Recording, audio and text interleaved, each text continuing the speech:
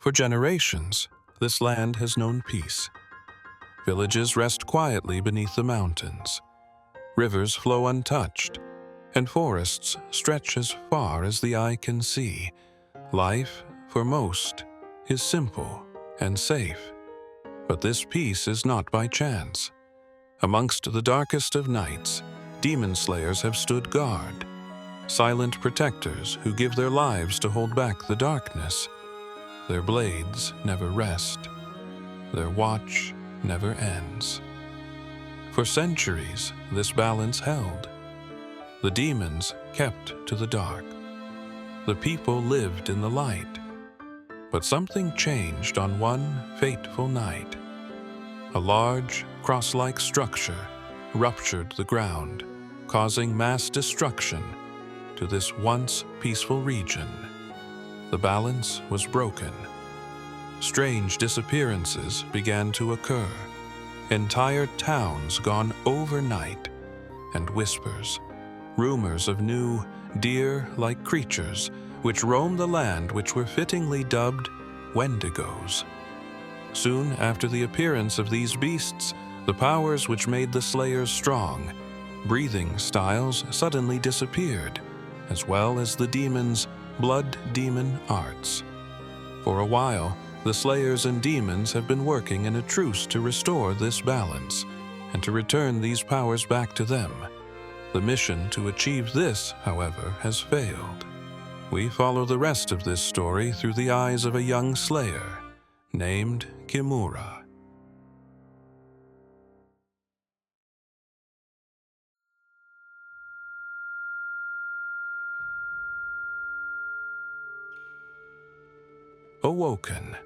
Awoken by the rays of sunlight piercing through the open doors of the building.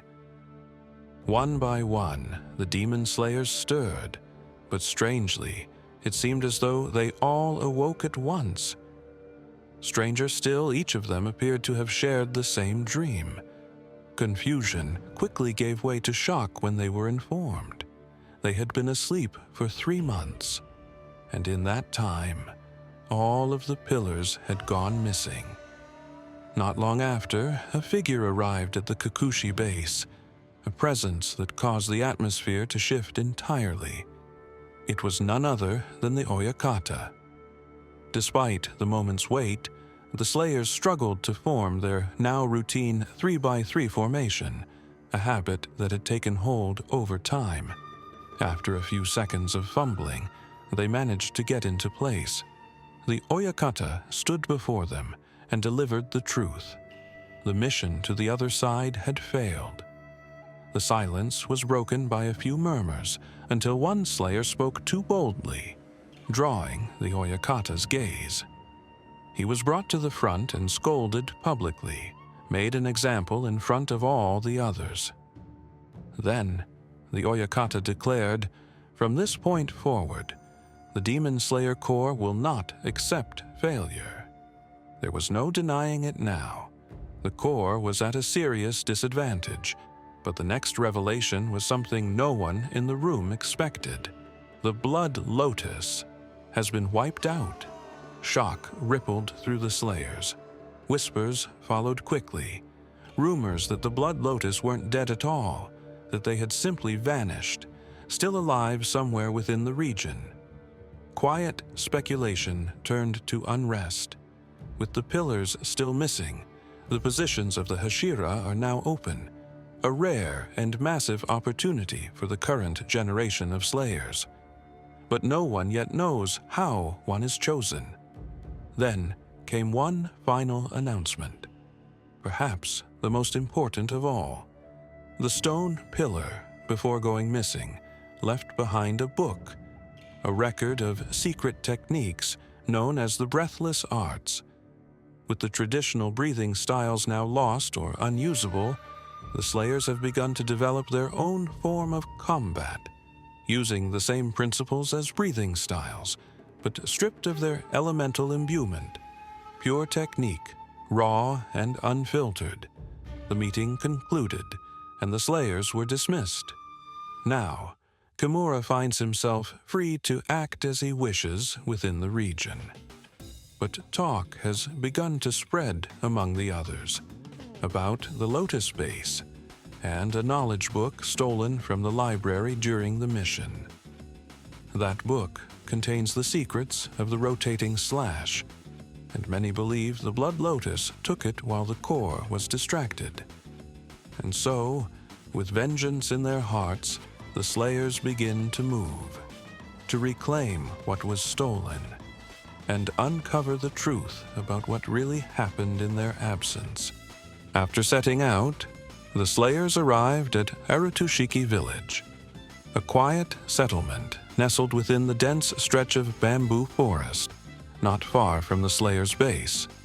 It seemed peaceful at first, but it wasn't long before they encountered a group of civilians who immediately struck them as suspicious. Something was off. Their behavior, their presence, the way they moved together like a unit. Most notably, each of them carried a katana on their back, a rare sight for ordinary villagers. Whispers spread quickly among the Slayers. Could these be remnants of the Blood Lotus in disguise? So what are we waiting for?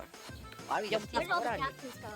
Yeah, where's Bro, the that ain't. captain? I don't know. I seen Stefan in Prime earlier. They are looting the Lotus base. They're looting the Lotus base. Yeah. Where are the captains? Where's the Lotus base?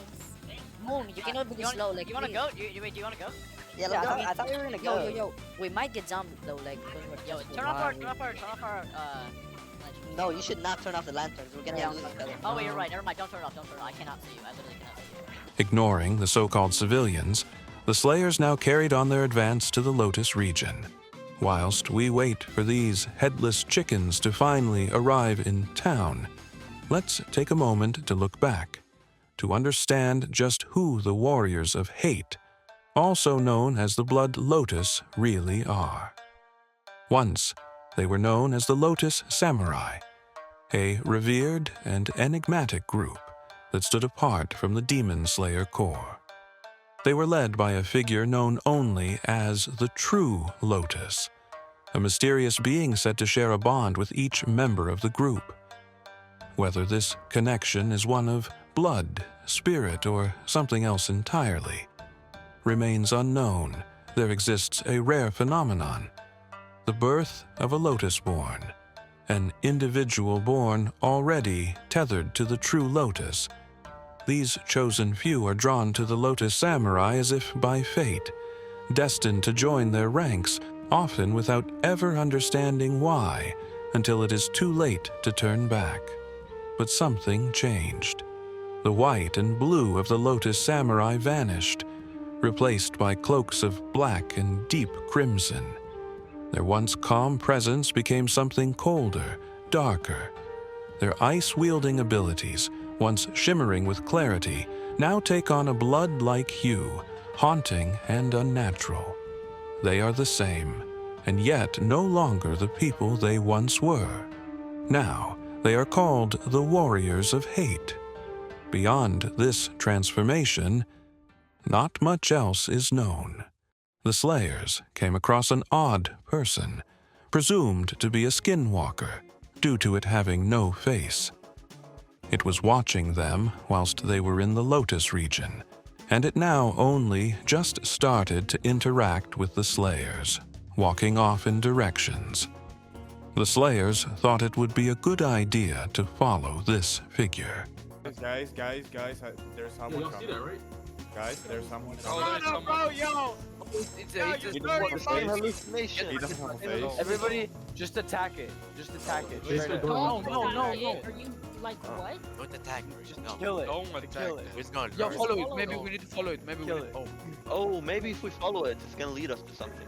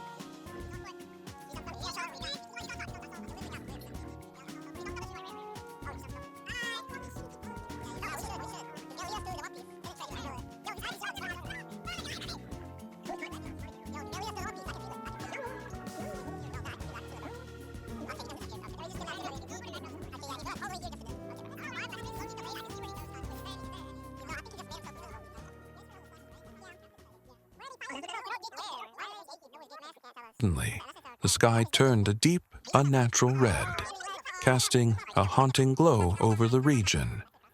The Slayers froze. Their surroundings began to twist.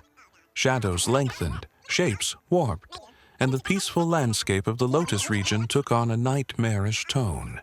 Without hesitation, the group rushed back to the main Lotus house, instinctively seeking shelter. Every Slayer knew what the red sky meant.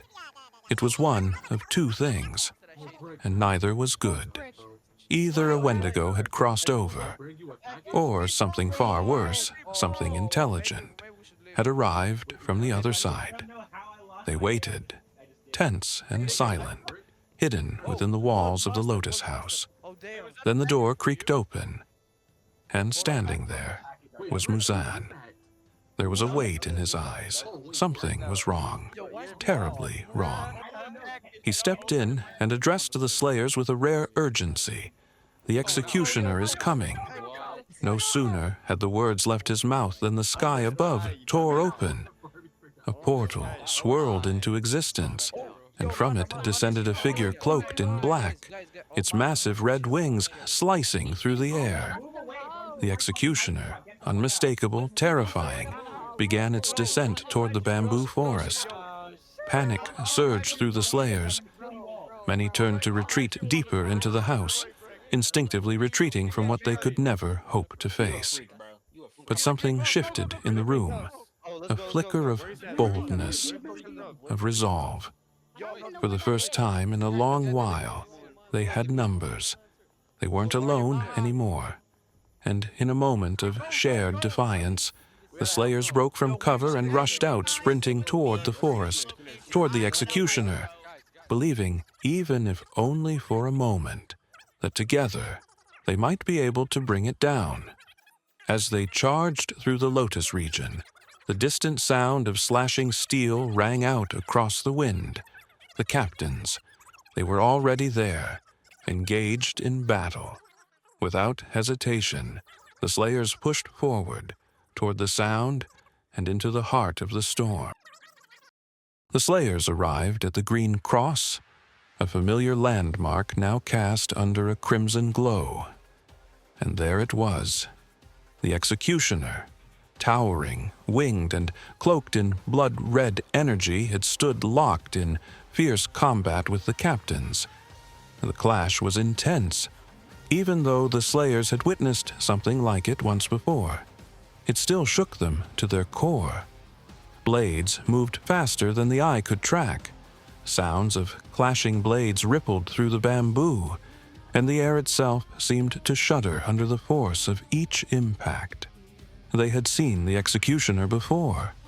Glimpses in the shadows, its presence always a sign to flee.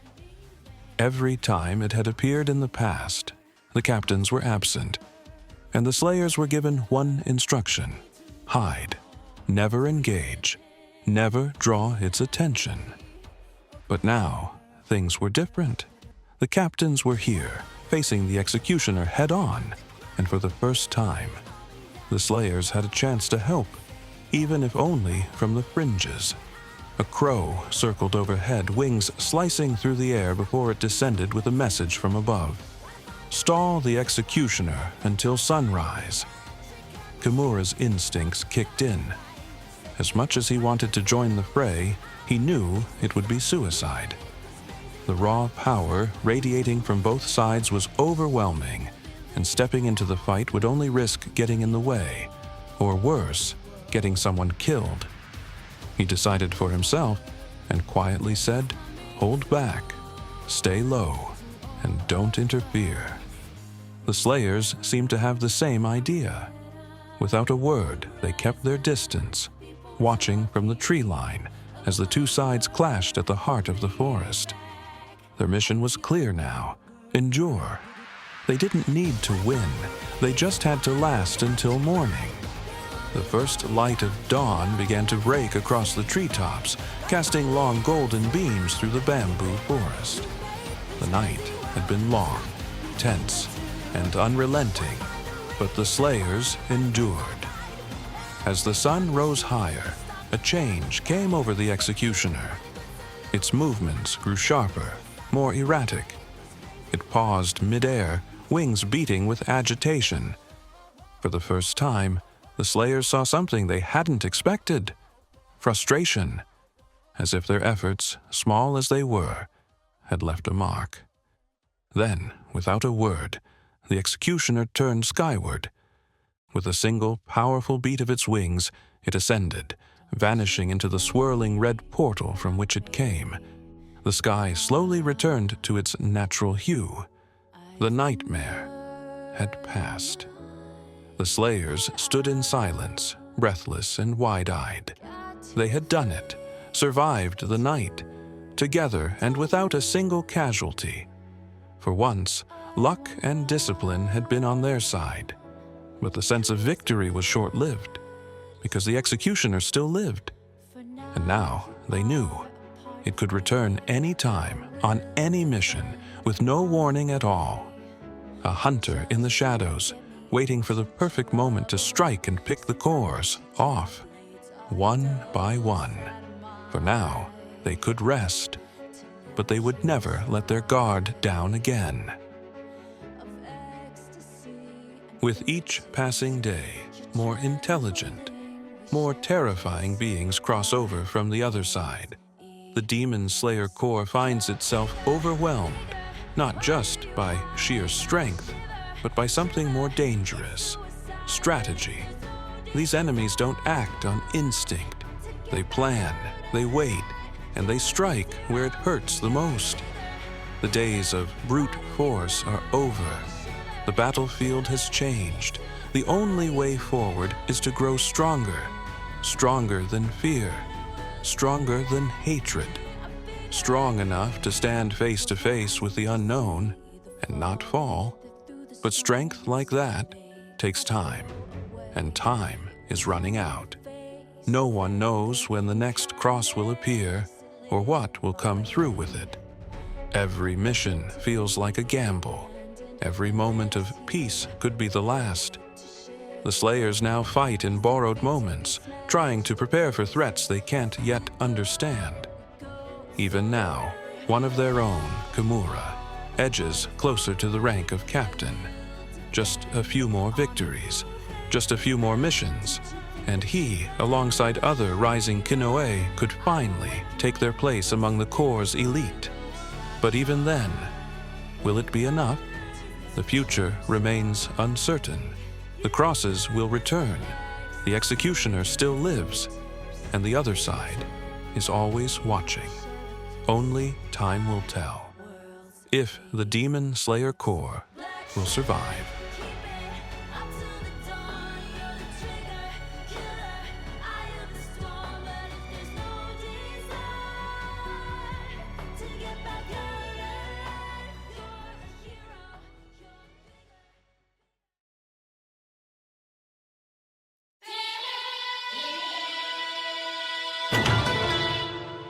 All it takes is one leap, bro.